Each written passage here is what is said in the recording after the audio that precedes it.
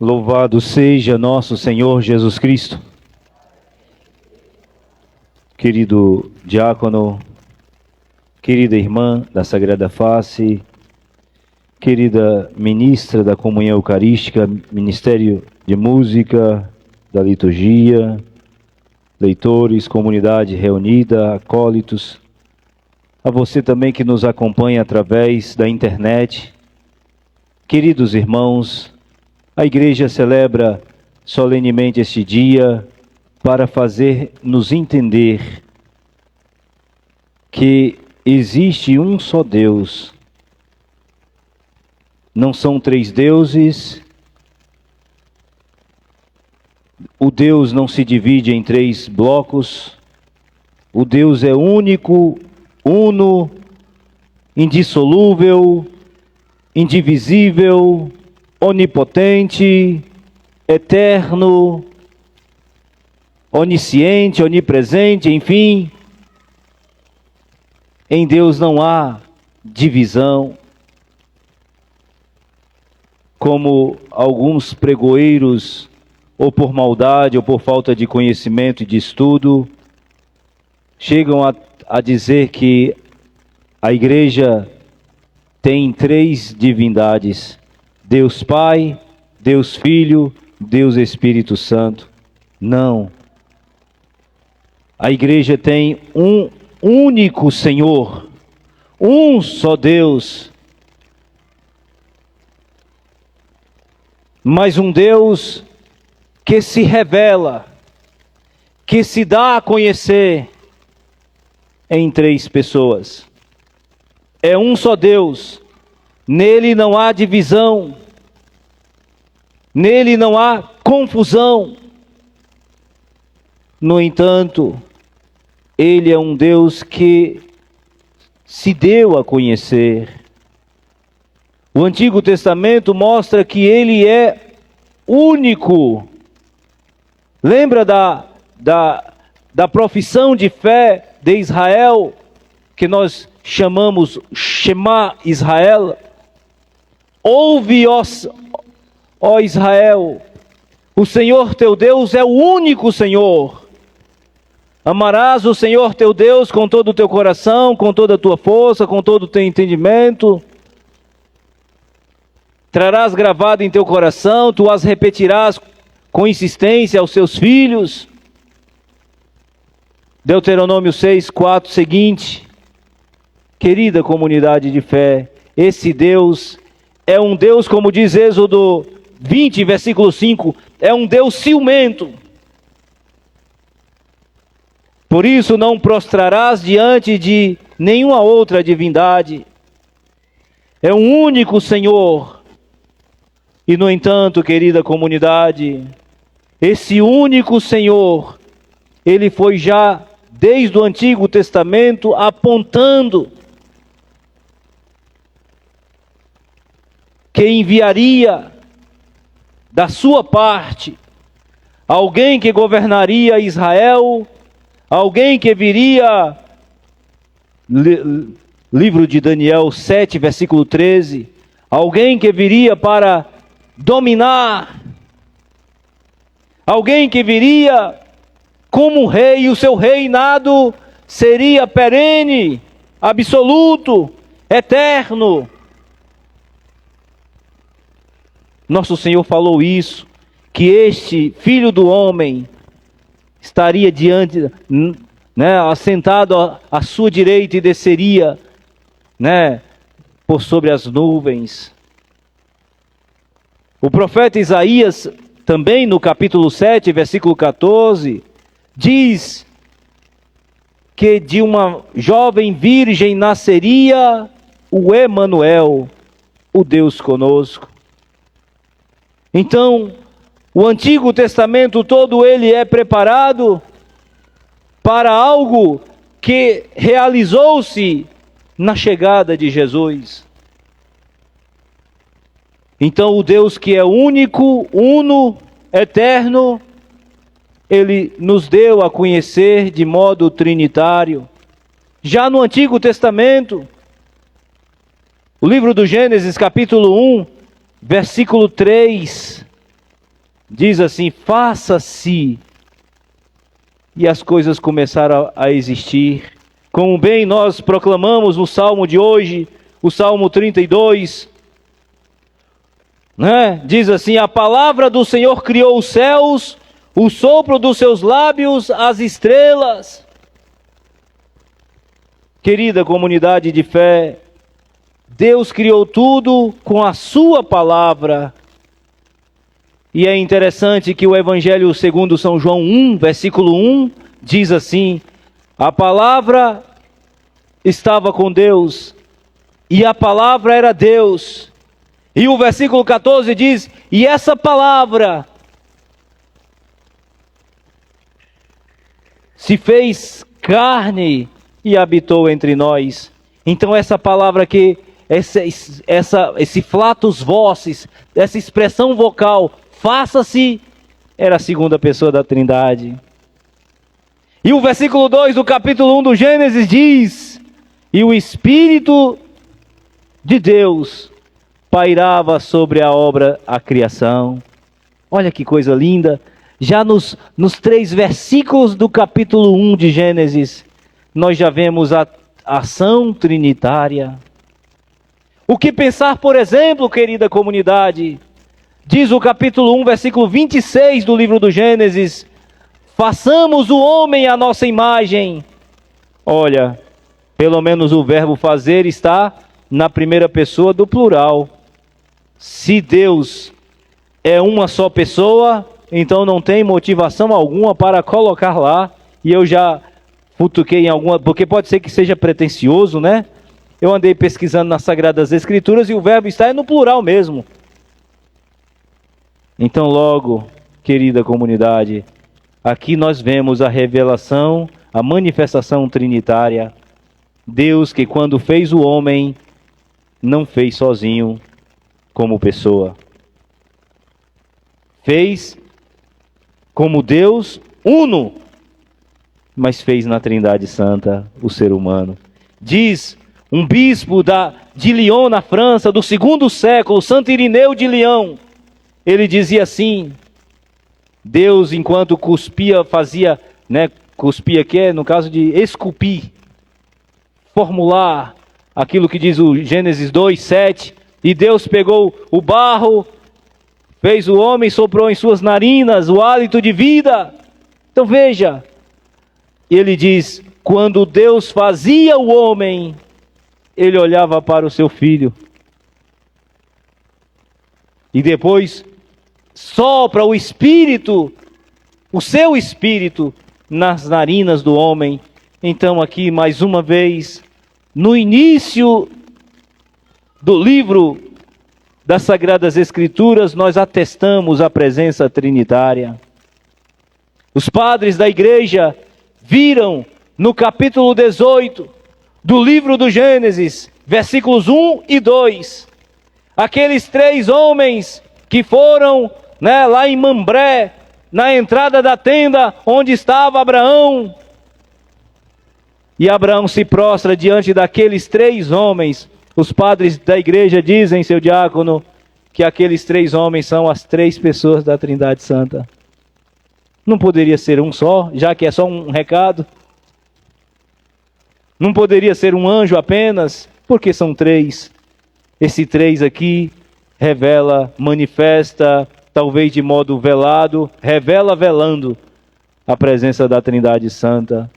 O que pensar, por exemplo, no capítulo 11, versículo 7 do livro do Gênesis, quando os homens quiseram fazer uma torre para chegar até Deus, diz o versículo 7, vamos, desçamos, vamos confundir a língua deles. Ué, mas se fosse uma só pessoa, se Deus é uma só pessoa, por que o verbo está no plural? Eis que o Antigo Testamento, portanto, queridos, nos faz compreender que Deus não é, Ele é um, mas Ele se revela, Ele se manifesta numa comunidade trina, Pai, Filho e Espírito Santo. Aqui nessa primeira leitura, Ele se manifesta de modo tão admirável, que ele fala aos homens da sarça. Ele tira o povo do Egito, da casa da escravidão, com mão estendida, com braço forte. E aí Moisés pergunta a Israel: por acaso vocês já viram um Deus tão próximo como este? Grave no seu coração, guarde tuas leis e teus decretos, que hoje eu te prescrevo, para que vocês sejam felizes. Ou seja, não esqueça desse Senhor, que é tão próximo. Não existe nenhuma divindade, nenhum Deus que foi tão próximo como foi o Deus de Israel. Tão próximo, mas tão próximo, que assumiu até a nossa natureza humana. Diz o capítulo 1 do livro do Evangelho de Mateus, versículo 23, aquela profecia de Isaías 7,14. Nasceu, portanto, o Emanuel, o Deus conosco, da jovem Virgem Maria. Querida comunidade, aquele menino que nasceu de Nossa Senhora é Deus conosco. Por isso que quando o anjo visitou Nossa Senhora, ele diz: o poder do Altíssimo te cobrirá com sua sombra, e o Espírito Santo é que fecunda o ventre da Virgem Maria. Querida comunidade de fé, esse menino que nasceu é Deus mesmo entre nós. E como é que a gente sabe que ele é Deus, Padre? Ele se colocou assim. Por exemplo, quando Filipe perguntou a Jesus, quando pediu: mostra-nos o Pai, isso nos basta. Qual foi a resposta de Jesus?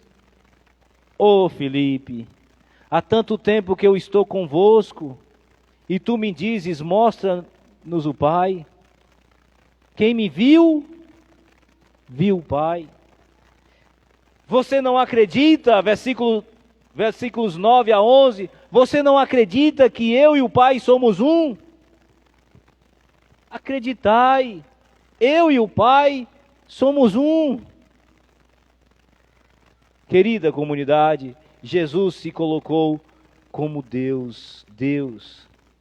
Lembra, por exemplo, quando Jesus falou para aquele deficiente: os teus pecados estão perdoados? O que é que os escribas disseram? Marcos 2, 5 a 11. Quem pode perdoar pecados senão Deus? Para mostrar que o Filho do Homem tem poder de perdoar pecados, eu digo, fulano, levanta-te, pega a tua cama e vai para a tua casa. Para mostrar que Jesus é Deus, queridos. Temos, por acaso, alguma dúvida de que Jesus é Deus? Eu acredito que não. Às vezes a gente, em pleno século 21, a gente escuta cada besteira com relação à Santíssima Trindade. As mesmas heresias, seu diácono, o triteísmo lá dos primeiros séculos, aquelas ideias de Ário. Infelizmente ainda não morreram, continua até hoje. Tem gente que diz assim: porque na Bíblia não tem a palavra Trindade, então eu não acredito. Está vendo, seu diácono? Não tem. Inclusive, quando batizam por aí, nem batizam em nome da Trindade. Por quê? Porque não tem a palavra Trindade na Bíblia. Ou é muita burrice, ou é falta de vontade de estudar. Porque é só estudar que você vai perceber que não é assim. Jesus é Deus, queridos. Por isso que ele tem até autonomia de plenificar a lei de Moisés.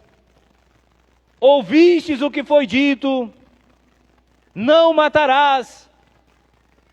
Se Jesus não fosse Deus ou maior do que a lei de Moisés, ele jamais poderia dizer: eu, porém, vos digo. Está percebendo, queridos? Por isso que o evangelho de hoje, quando Jesus apareceu aos 11, qual foi o gesto, seu diácono, dos discípulos quando viram Jesus? Mas não deve só adorar, prostrar só diante de Deus. Pois é, para provar que Jesus é Deus, eles prostraram diante de Jesus. Porque diante dele, Filipenses 2, versículo 10 e 11, se dobre reverente todos os joelhos, seja no céu, seja na terra, seja nas bibocas do inferno. Querida comunidade, esse Jesus tem autoridade e é Ele mesmo quem diz no Evangelho de hoje: toda autoridade me foi dada no céu e sobre a terra. Ou seja, Jesus é o Todo-Poderoso. Por isso que Ele diz: ide, olha o imperativo, fazei discípulos meus todos os povos. Ele poderia ter dito assim: fazei discípulos do meu Pai. No entanto, ele diz: fazei discípulos meus, todos os povos, batizando-os. Querida comunidade católica, abro aqui um precedente para dizer: quando se batiza,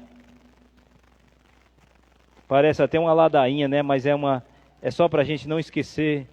Não se batiza em nome do Senhor, se batiza em nome do Pai, do Filho e do Espírito Santo. Ah, padre, mas diz o capítulo 2 de Atos dos Apóstolos, versículos 38, 39, que Pedro batizava em nome do Senhor, Paulo batizava em nome do Senhor. Muito bem, queridos católicos, se o padre disser: o diácono Altamiranda, transmita uma informação aí para a comunidade, porque hoje eu não vou poder ir. O diácono vai chegar aqui e vai dizer: comunidade, em nome do Padre eu digo isso, isso, isso. Esse em nome do Senhor não significa que é a fórmula do batismo, como tem algumas pessoas por aí, algumas seitas, que batizam assim: eu batizo em nome do Senhor, porque a Bíblia está dizendo que é assim. Não! Jesus deixou a fórmula do sacramento: ide por todo o mundo, pregai o Evangelho e fazei discípulos meus todos os povos, batizando-os em nome do Pai e do Filho e do Espírito Santo. A Trindade Santa, o Deus bendito. Querida comunidade, ainda temos dúvidas de que Jesus é Deus? Padre, a gente reza o credo niceno-constantinopolitano assim, que Ele é Deus de Deus, luz da luz, Deus verdadeiro de Deus verdadeiro, gerado, não criado, da mesma substância de Deus. Mas Ele disse um dia que o Pai é maior do que Ele. O capítulo 14 de João, versículo 28, Jesus diz: o Pai é maior do que eu. E agora, seu diácono, como é que o Pai é maior do que Ele e como é que Ele é igual em natureza a Deus Pai? Cuidado, preste atenção, comunidade cristã. Filipenses 2, versículos 6 e 7 deixa bem claro: embora sendo de divina condição, não se apegou ociosamente a ser igual em natureza a Deus Pai, porém esvaziou-se de sua glória, fazendo-se homem semelhante. De fato, Jesus como Deus é igual ao Pai. Jesus como Filho é menor do que o Pai. Por que menor, Padre? Porque Ele mesmo quis assim. Lembra do capítulo 5 de João, versículo 30? Eu não vim fazer a minha vontade, mas vim fazer a vontade daquele que me enviou. Eis, portanto, querida comunidade de fé, Jesus é Deus. E com toda a autoridade ele pode dizer: se queres me seguir, renuncia a si mesmo. Com toda a autoridade Jesus pode dizer: se você se apega mais à sua mãe, seu pai, sua terra, sua esposa, sua casa mais do que a mim, você não é digno de mim. E ele fala isso, alguém poderia dizer: quem é você, Jesus? Pode dizer assim: ele é Deus, Deus Santíssimo. Pronto, Padre, então aqui já está resolvido. E o Espírito Santo é uma força, é uma energia, sei lá, é alguma coisa assim que, né, como diz, como nós celebrávamos domingo passado em Atos 2, o Espírito descia em forma, em línguas de fogo, um vento impetuoso. É uma força, é uma energia, é um passarinho. Capítulo 3 de Mateus diz que ele desceu e pousou sobre Jesus em forma de pomba. Eu sempre tenho dito: cuidado com as palavras, porque em forma de não significa ser. Quando a mulher diz ao marido: marido, você está parecendo uma baleia. O marido é uma baleia ou é uma pessoa? Parecer não é ser. Em forma de, marido diz: mulher, mas você está em forma de uma baleia, olha.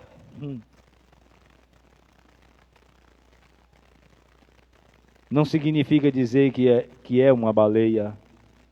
Assim também em forma de pombo, não significa que o Espírito Santo é uma pomba. Embora, às vezes até as imagens trazem a figura de um passarinho. No entanto, o Espírito Santo é uma pessoa, é a terceira pessoa da Trindade Santíssima. O Espírito Santo, comunidade, é uma pessoa porque Jesus deu-nos a conhecer o Espírito assim. Jesus disse: quando eu for, enviarei da parte do Pai o Espírito, o Paráclito, o Defensor, o Advogado, o Consolador. Pelo menos advogado não pode ser um bicho, tem que ser uma pessoa. Como é que você vai se defender? Como é que você vai ter um defensor? Alguém que vai falar em seu nome, se não é um ser humano, se não é uma pessoa. O Espírito Santo é uma pessoa que orienta, que conduz a igreja. Lembra do Apocalipse 1, versículo 8? É o Espírito Santo que fala às igrejas. É o Espírito Santo que conduziu Jesus. Olha, diz que Jesus foi para o deserto. É o Espírito Santo que conduz. É o Espírito Santo, querida comunidade, que dá sentido, sabor a tudo aquilo que nós realizamos. É o Espírito Santo que nos conduz. Eu acredito, queridos, que aqui fica bem claro que o Espírito Santo é uma pessoa. Observando a segunda leitura de hoje, carta aos Romanos, capítulo 8, quando diz que o Espírito que se une ao nosso e que atesta que somos de fato filhos adotivos, do qual clama ao Pai Abá. É o Espírito Santo que se une ao nosso espírito para atestar que somos filhos. E se somos filhos, somos herdeiros, herdeiros de Deus e co-herdeiros de Cristo, diz a segunda leitura de hoje. Uma coisa não pode gerar em nós isso. Portanto, querida comunidade, o Espírito Santo é uma pessoa. Uma pessoa, é claro que é muito confuso falar assim de ser humano quando se fala da Trindade Santa. Mas não é confuso porque Jesus se deu a conhecer assim. Que essa liturgia de hoje nos faça pensar, refletir a Trindade Santa, pelo menos nesse sentido. A Trindade Santa é uma comunidade perfeitíssima. Não se vê nas Sagradas Escrituras Jesus brigando com o Espírito Santo ou com o Pai. Vocês por acaso viram o Pai brigando com o Filho? Vocês por acaso viram o Espírito Santo falando besteira contra o Pai ou contra o Filho? Não. Você não vê essa comunidade perfeita, como diz lá o Matuto lá de Alagoas, arengando. E sabe por que você não vê nada disso? Porque essa comunidade perfeita só quer nos ensinar uma coisa: você quer ser feliz? Busque a perfeição e a unidade. Você quer ser feliz na sua casa, na comunidade, na escola, no trabalho? Busque a unidade, a união que o Espírito Santo, o Pai e o Filho nos deixam conhecer. Você quer ter uma família feliz? Oh, Padre, é o que eu tanto almejo. Olhe para a Trindade Santa e veja a perfeição. Mulher, busque na Trindade Santa a perfeição. Marido, busque na Trindade Santa ser perfeito. Filhos, busquem a santidade, fazendo da sua casa, da sua família, uma comunidade perfeitíssima. Na igreja, padre, pare de brigar com os fiéis. Às vezes a gente é bravo, né? A gente briga. A gente até expulsa o povo da igreja com as nossas palavras. Se a gente quiser ser feliz, busquemos a unidade. Padre com os fiéis com o Padre. Que essa liturgia de hoje, queridos, nos faça voltar para casa pensando nisso. A partir de hoje, eu vou lutar, vou me esforçar para ser como a comunidade trinitária, comunidade perfeita, onde um vivia em função do outro. E todos eles se arrumavam, porque é um só Deus. Por isso que Jesus pôde rezar dizendo: Pai, que eles sejam um, Pai, como Tu e eu somos um. Que eles estejam em nós, como Tu estás em mim e eu em Ti. Busquemos, portanto, a unidade. Filhos, parem de ficar brigando, irmãozinhos com o outro. Busque a perfeição e eu tenho certeza que seremos felizes de verdade. En to onomani tu patros kai tu agio pneumatos. Amém. Em nome do Pai, pelo Filho, no Espírito Santo. Amém.